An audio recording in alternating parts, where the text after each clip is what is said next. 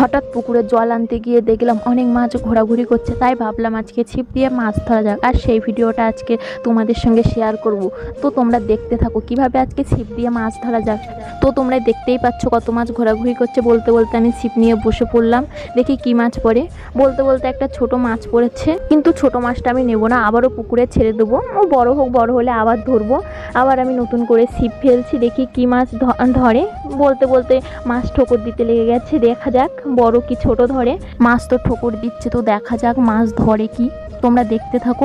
বড়শিতে মাছ গেঁথে গেছে, তো আগের মাছের থেকে এই মাছটা অনেকটাই বড় আছে, তো এই মাছটা নেব। এই মাছটাকে আমাদের গ্রামের দিকে তেলাপিয়া মাছ বলে। এই মাছটার মতো দেখতে আরও একটা মাছ আছে আমাদের গ্রামে, সেই মাছটাকে মনোপ্রিয়া মাছ বলে। আমার ভিডিওটা যদি ভালো লেগে থাকে লাইক কমেন্ট সাবস্ক্রাইব করে আমার পাশে থেকো।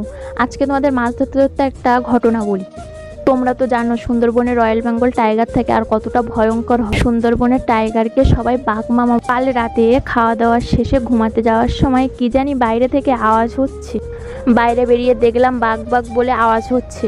পাশের বাড়ি গিয়ে জিজ্ঞেস করলাম, তো বলল বাঘ পার হয়েছে। বাঘ জঙ্গল থেকে পার হয়ে এপারে এসে অনেক অত্যাচার করেছে এবং অনেক পশু মেরেছে। কাল রাতে আমরা অনেক ভয়ে ছিলাম।